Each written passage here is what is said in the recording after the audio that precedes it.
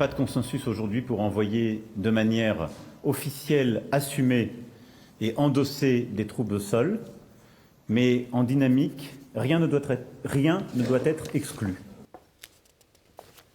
Le président français Emmanuel Macron a franchi une ligne hier, on peut le dire, en évoquant pour la première fois l'envoi de troupes en Ukraine. Il affirme que toutes les options doivent être sur la table, que rien n'est exclu.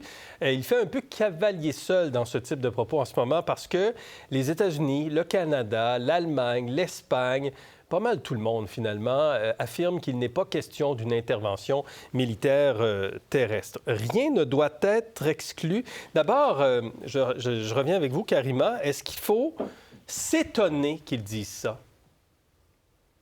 Bien, ça a pris quand même, je vous dirais, beaucoup de gens par surprise parce que c'est pas du tout là, dans les plans. Initialement, on parlait pas du tout d'envoyer des troupes au sol. Hein. C'était l'idée de ne pas devenir non plus co-belligérant. En ce moment, les alliés, notamment la France, envoient de l'aide militaire, mais il n'était pas question de troupes au sol. Alors, quand il a sorti cette phrase-là, il y a eu vraiment un gros qui-vive ici. Il y a eu des réactions de l'opposition qui disaient « mais c'est une folie, on ne veut pas embarquer dans une, finalement, troisième guerre mondiale, envoyer des Français au combat. » Donc, vous voyez, c'est parti vraiment, ça a eu l'effet, pardonnez-moi le jeu d'expression, là, mais un peu d'une bombe un peu verbale parce que tout le monde a dû réagir. Et même chose, il y a les pays, notamment l'Allemagne, qui est arrivée après puis qui a dit non, pas question d'envoyer des troupes au sol. Même chose du côté autrichien, l'Espagne aussi. Et après, on a tempéré un peu, mais c'était quand même de dire finalement qu'après 2 ans, c'est la période d'incertitude. Hein? C'est qu'on voit que finalement, la Russie ne s'est pas effondrée. On espérait que ça prenne, disons, très peu de temps, tout ça, mais les sanctions, finalement, ne sont pas venues à bout de la détermination de Vladimir Poutine. En ce moment, on se pose la question, c'est une guerre d'usure. Alors, ça a été évoqué, mais pour l'instant, donc pas question d'envoyer comme tel des troupes au sol. On continue de fournir de l'aide militaire. Il faut dire que la Russie exporte toujours autant de pétrole, exporte toujours autant de gaz naturel liquéfié, même si les partenaires commerciaux ont pu changer. Mais la Russie, au niveau économique, reste quand même très forte. À entendre Emmanuel Macron l'évoquer presque légèrement que cette possibilité-là, qui ne doit pas être exclue, comment vous prenez ça, Antoine? Moi, j'ai souvenir de la déclaration d'Emmanuel Macron concernant une possible invasion de la Chine de Taïwan. Et Macron qui disait « Les Européens ne doivent pas faire preuve de suivisme » à l'endroit et donc des Américains, c'est-à-dire d'être contre la Chine. Autrement dit, les Européens doivent avoir une position indépendante. D'ailleurs, la France a une tradition, gaulliste notamment, qui veut que la France ait une voix différente, singulière, des Allemands, des Anglais, surtout des Américains. Donc, je ne suis pas surpris à cet égard-là que M. Macron ait une telle position. Cela dit, j'ai de la difficulté, moi, à suivre les prises de position multiples de la France puis de M. Macron en particulier sur l'Ukraine. Je me rappelle d'ailleurs, au plus fort de la guerre, un Macron qui disait « Il ne faut pas humilier la Russie ». Ce qui donnait l'impression, d'une certaine façon, qu'il tempérait vis-à-vis de la Russie. Un Macron qui, maintenant, a un ton qui est très ferme vis-à-vis de la Russie. Et donc, la position, parfois, de M. Macron en matière de politique étrangère est difficile à suivre. Je soulignerais, d'ailleurs, que la France a des investissements considérable en France. L'anecdote, on se rappelle de l'entrevue du journaliste américain Tucker Carlson de M. Poutine. M. Carlson va par la suite dans un supermarché en Russie. C'était un supermarché Auchan, qui appartenait à une chaîne de supermarchés français. D'accord. Oui. Et ça avait fait, je l'avais vu dans des médias français, c'est vous dire... Il y a des intérêts français en Russie. Il y a des intérêts considérables français en Russie en particulier. Et donc, il y a bien des équilibres ici que M. Macron essaie de trouver. Et comme d'habitude, d'avoir une voix qui est singulière pour la France en matière de politique internationale, qui n'est pas forcément celle des Américains. Le Kremlin dit que l'envoi par les pays européens membres de l'OTAN de troupes en Ukraine conduirait à un conflit inéluctable. Il y a un représentant de la droite française, des Républicains, qui disait aujourd'hui, qui se demandait si le président ne voulait pas finalement entraîner le monde dans une troisième guerre mondiale, Jacques.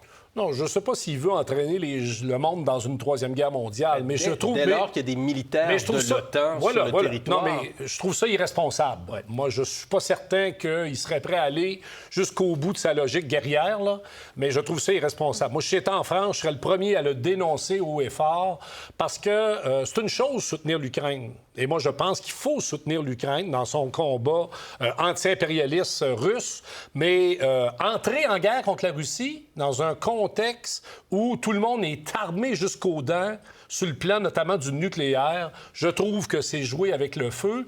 Et là, c'est rare que je le présente comme ça, mais heureusement qu'il y a des débats actuellement aux États-Unis sur la question de l'Ukraine, parce que ça vient un peu fragiliser toute cette option-là, qui est celle d'une intervention armée, notamment sur le territoire ukrainien. Et là, s'il fallait que les États-Unis, moi, je crois pas que les États-Unis vont suivre. Hey, rappelez-vous, M. Biden avait offert à Zelensky de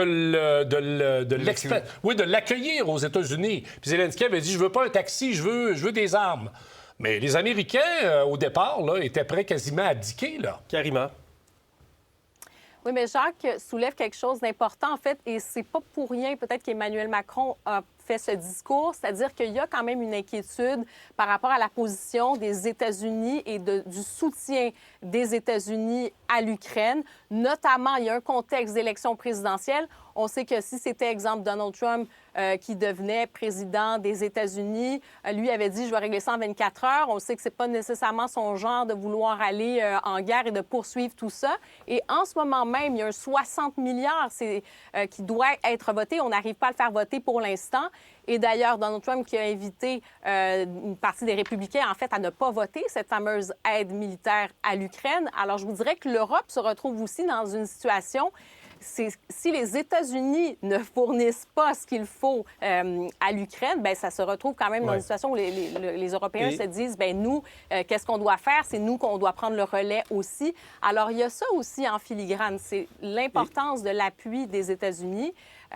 L'Europe ne peut pas faire ça toute seule. Il y avait d'ailleurs une rencontre à la Maison-Blanche aujourd'hui avec le leader de la majorité à la Chambre des représentants, McConnell, et le leader de la majorité démocrate au Sénat, Chuck Schumer, qui dit si on ne débloque pas les 40 milliards, puis on va l'écouter tout de suite, on va perdre la guerre. And that we couldn't afford to wait a month or 2 months or 3 months because we would, in all likelihood, lose the war. NATO would be fractured at best. Allies would turn away from the United States. And the boldest leaders, the boldest autocrats of the world, thinking that the United States was this soft, fat country that lost its way and would take advantage. Donc ça, c'est le point de vue américain. Mais ce que décrit M. Schumer, c'est qu'on est à la croisée des chemins quand même, Antoine, par rapport à l'Ukraine, par rapport à ce qui doit être fait à partir de maintenant.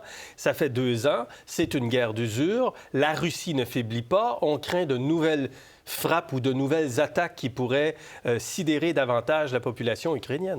Le principal soutien est financier de l'Ukraine, militairement, c'est les États-Unis. Ben oui. Si les États-Unis ne suivent pas, s'ils ne les soutiennent pas proactivement, c'est terminé. D'ailleurs, dans le débat américain, c'est très intéressant, les républicains rattachent ça généralement à un financement adéquat pour la frontière. Imaginez-vous, hein? On vient conditionner ça à un règlement interne qui concerne la politique américaine. La frontière entre les États-Unis et le Mexique. Moi, j'ai à l'esprit un rapport du magazine The Economist sur des prédictions pour 2024 sur le conflit entre l'Ukraine et la Russie. C'est intéressant parce que la première chose qu'il dit, c'est, selon ce rapport, il n'y aura pas de percée majeure. Aujourd'hui, on n'est plus tant dans une guerre de haute intensité, mais dans une guerre de quelques kilomètres. Les Ukrainiens en gagnent quelques-uns et désormais, les Ukrainiens sont en position défensive. Ils tentent de conserver les territoires qui sont les leurs, de s'assurer d'un financement adéquat, notamment des États-Unis et en armes, qu'il n'y aura pas de percée majeure ni du côté russe, ni du côté ukrainien, mais ce qui pourrait véritablement changer la donne, on l'a dit, ce serait l'élection de M. Trump, qui, rappelons-le, a dit qu'il réglerait en une journée. Ben oui, il va arrêter de financer. Mais si c'était le cas, avec M. Trump, ça se ferait au désavantage des Ukrainiens. C'est clair. Oui, absolument. Le Canada s'est prononcé aujourd'hui. Mme Freeland, Mme Annan ont dit clairement que le Canada ne s'engagerait pas sur le terrain en Ukraine. Nos soldats sont là en Pologne et ils travaillent directement avec les soldats ukrainiens. Le chef de file de l'OTAN, Jens Stoltenberg, il a dit, et je suis d'accord avec lui, que ce n'est pas le temps de faire ça, mais on doit être avec l'Ukraine dans le court et le long terme, avec l'aide humanitaire. Pour voir nos émissions en entier, Rendez-vous sur la chaîne Ici RDI.